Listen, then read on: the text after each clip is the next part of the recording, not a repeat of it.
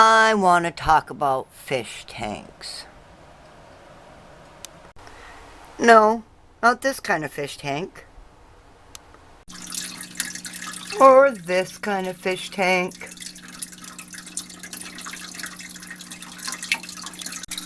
I want to talk about these kind of fish tanks. In our town, every year, we have cleanup week. And what I do is we go around and we collect a lot of stuff.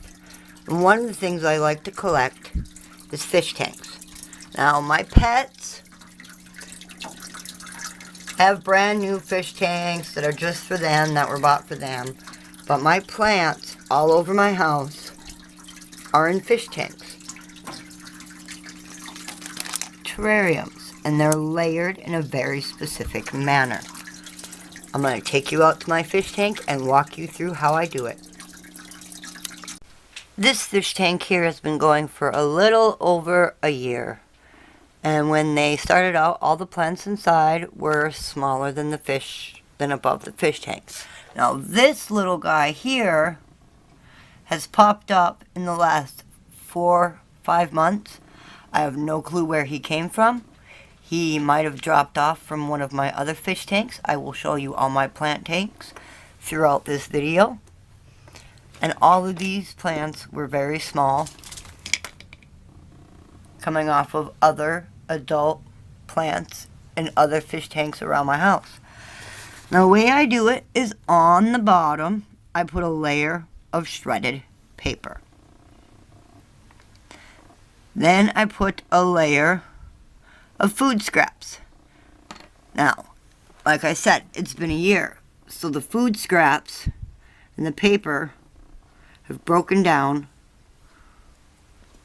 quite a bit. The food scraps are gone.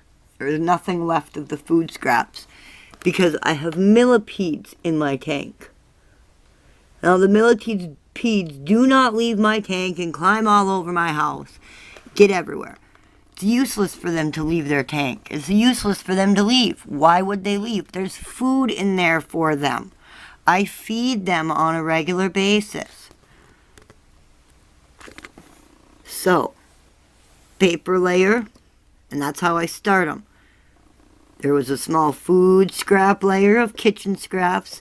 I'd throw in like a couple banana peels, some apple cores, some pepper, skins and flesh, and then I put a layer of dirt on top. This tank soil was also up quite a bit higher, like it was up here, and it has broken down and fallen. I have another tank that's about 3 years old where it's almost completely broken down and there's only about this much soil left on the bottom. It will be redone this summer. So about every 3 years is when I redo my plant tanks. Then on top of the food scraps and the dirt, I have a big old pile of wood chips. Now this layer here dries out and the wood is breaking down and moldy, which is good because it feeds the plants. That's what they feed off of. If you see this big plant right here, the way these reproduce is they shoot down roots, climb over, find a spot, and pop up a baby. So, this tank after a year is popping out babies from original babies, because this plant was this size when I put it in here a year ago. And now she is creating babies. There might be another one down in here. Possibly. Nope, not yet.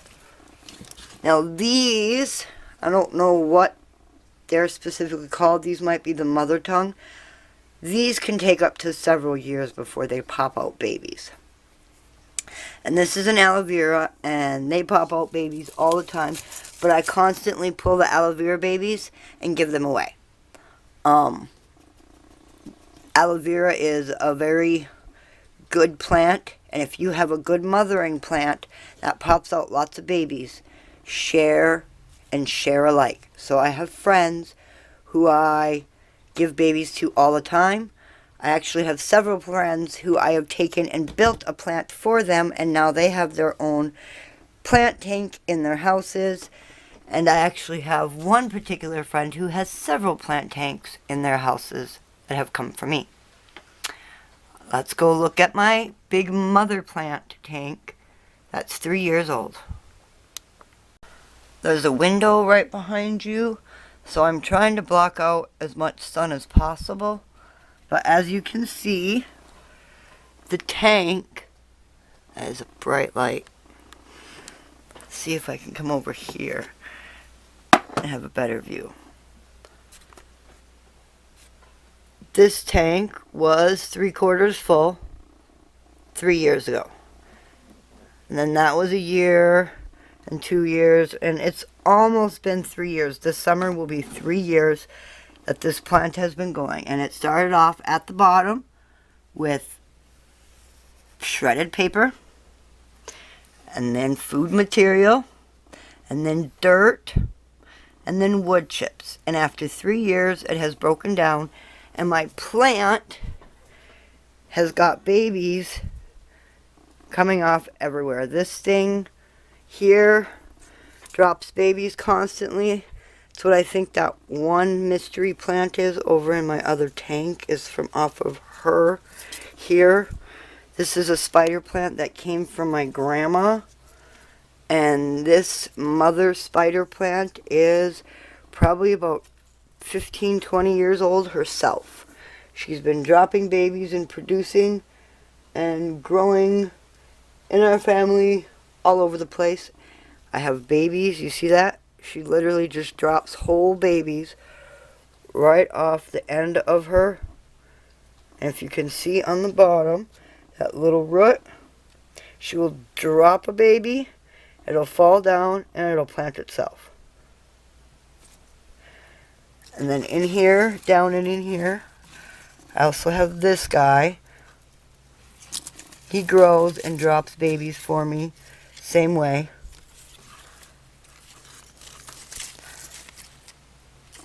All the time. See those nobules?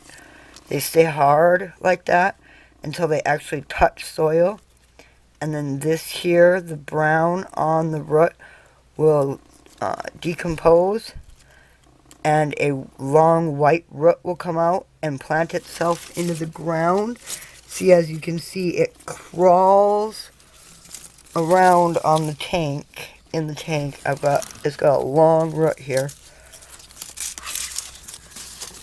Comes all the way to here, and it just constantly drops babies and roots, as you can see here. Let me see if I can get you in. That's that root nodule. And once it's under the soil, the protective coat will come off and it'll root itself. And it just grows all over this tank. It started out way over here, and it has wrapped itself around the tank 3 or 4 times, and it just keeps growing and pulling itself down and growing more arms. I even have a baby plant over in another tank, because this one at one point got so big it was choking out everything in here. And then here's that mother of that one in my other small tank, and over here she has created a baby that is itself turning into a mother. I don't have any other mothers. I have these strange, weird, mystery agave that keep popping up. They don't get very big, but they continuously pop up everywhere. And then this purple thing, again, I don't know where this came from. It just popped up one day and said, hey, I'm going to grow. I don't argue with my plants. I let my plants do what they want. They have a nice tank. They have good soil. I set them up to start out with properly. And ways I help feed them throughout the process is I drop the dead leaves into the bottom of the tank so that the leaves break back down and into the tank. I do loose leaf tea and make my own iced tea out of loose leaf tea. So I'm constantly dumping loose leaf tea in all the different tanks. Sometimes if I have like a small piece of scrap that's not worth running out to the compost in the middle of the winter for, I will throw scrap right into the tank. It gets eaten and put back into the soil so quickly. All of my tanks have millipedes. The millipedes came in with the wood chips. If you look down in there, there's another one of those funny green things that just keep wanting to pop up. I don't argue with it. My son has some of his dinosaur and army men and Indians and teddy bear.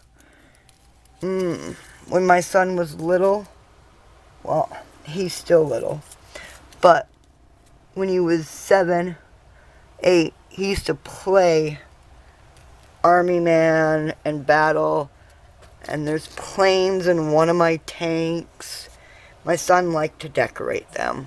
I don't mind. There's a Buddha statue in here. I mean, there's all kinds of, and it doesn't harm them.